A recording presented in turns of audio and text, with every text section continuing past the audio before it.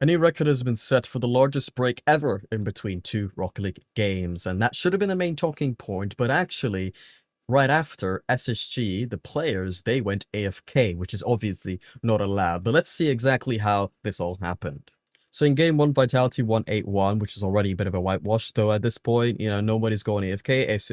SSG, they are trying to win, even though they are, definitely failing.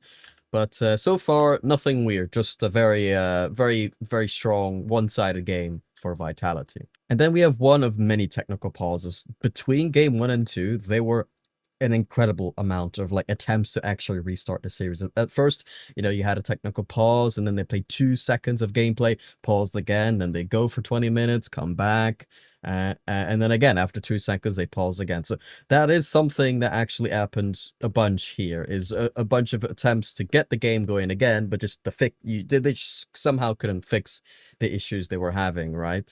This was Monkey Moon's reaction at some point during the technical pauses. Okay, so here you have it.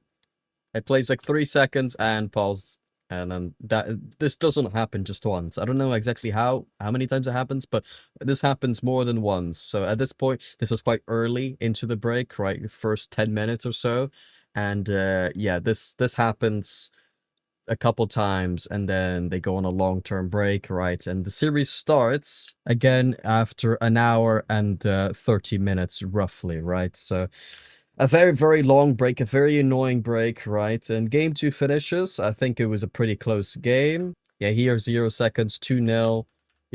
That's a close game. Game 2 was fine. That's a completely normal game you'd expect. Game 1 was a bit surprising, but game 2 is about what you'd expect from Vitality against SSG, right? And then, yes, game 3 happens, and it is 13-2. This time, it is not an actual Rocket League game. This time, you might notice here in the back post, you got Kofir, covering the back post. You know how it is. But let's just play this. You might notice he's not moving. And let me skip a bit further. They do not take that goal away, right? So there was no, controller issue. He was just AFK. He was legitimately not playing the game. And he's not the only one. I don't know if Scribbles ever does this. But I know Reveal does this as well, just going straight AFK off the kickoff. Let's just see what happens here. He's kind of moving, I guess, right? But obviously not on normal kickoff. And that's how they ended up in this situation. They didn't just start that at 14-2. That this has been a recurring theme. You don't just end up, well, let's just show this at the end. You don't end up losing 16-2 on accident. You have to do it on purpose. So, like, at this level, you have to do that on purpose to concede 16 goals, right? It just, that's just what happened.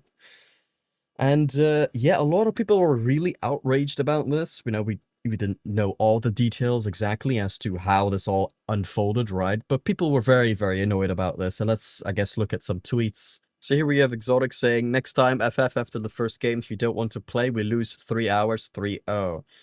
So Exotic, obviously one of the players playing against SSG, understandably annoyed. I mean, obviously the technical pauses were already really annoying for both teams. That's obvious, though probably the team that's been losing maybe a bit more annoying regardless. But it's the same for both teams, right? It was the same break for both teams. And for Exotic, SSG not trying, it's true that is annoying for them, right? Because they're practicing, they want to get ready for the next round.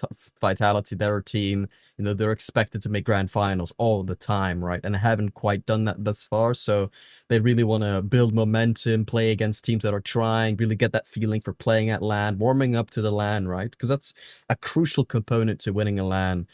So for them, having to, winning 16-2, it's just a waste of time for them, right? Monkey Moon also saying 16-year-old players already not motivated to play the game at this point. They will retire before me. Lamau, GG's, okay? And then Zen as well. Both of my teammates said the truth. Nothing to be said more than except grow up. From Zen. GG's 3-0. Focus on tomorrow. But yeah, but all of Vitality are definitely annoyed about this, essentially. To be fair, the SSG guys did end up apologizing. Here, Scribble saying, embarrassing by me, can't even make excuses. Sorry to my team, my organization, Vitality, and the fans. So, fair play to them. They did end up apologizing. They've recognized that that isn't the ideal way of behaving in that situation.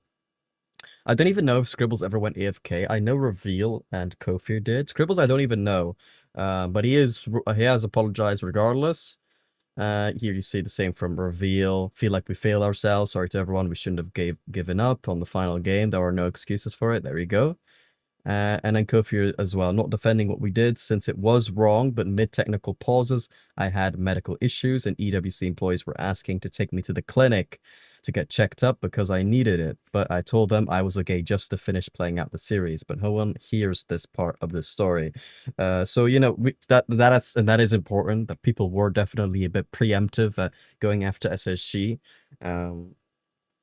Because we didn't know exactly what happened to them or whatever. But it does sound like Kofi did have a medical issue. He did say, though, that, you know, he would finish the series just fine. You could always argue that he ended up feeling, you know, worse. And, you know, he ended up basically regretting saying that he was fine. Maybe he wasn't fine, but definitely something to take into account, that there were some medical issues. And then here, a tweet from T-Bait saying the SSG situation has been blown out of proportion, which I think is definitely true.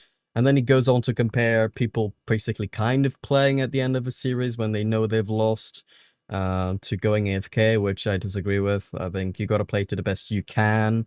If you're really tilted, you can always still play the game, right? You can somewhat try, but it doesn't have to be the best gameplay of all time, right? But going AFK is not the best that you can. So I disagree with this.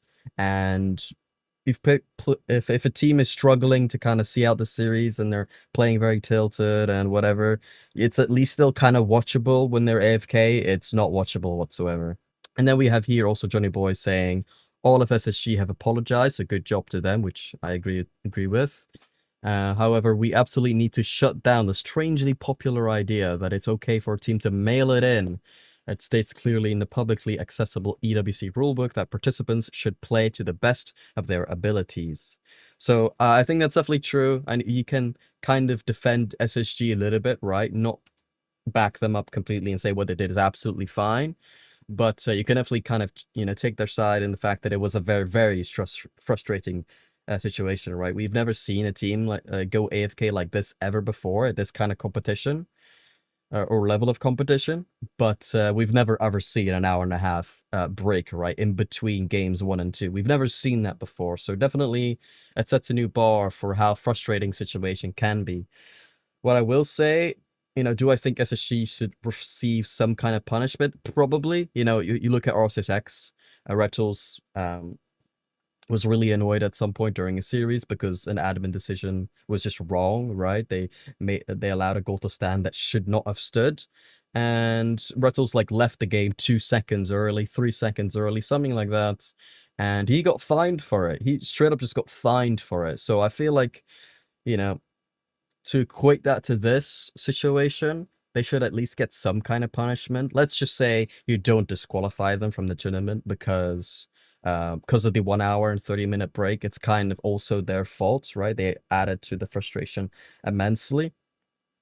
So you don't necessarily have to disqualify them. Disqualifying a team is quite a drastic measure, right? But maybe take a percentage off their prize pool. I don't really know exactly, but I feel like, you know, the rules do have to be enforced. You need to at least give some kind of punishment, right? Because if there isn't a punishment, you know, teams might not care anymore. So you really need to add to that incentive. Now, again, public perception will always be an incentive, but still. Yeah, EWC is still going on right now, by the way. So, you know, I guess if you're interested in Rocket League Esports, make sure to watch that. But yeah, that's kind of my opinion on this whole situation. It's not that big of a deal, but SSG should serve some kind of punishment. Is probably my take on the matter. Anyways, thank you guys for watching. Let me know what you think about this situation. Like and subscribe, and I'll see you later.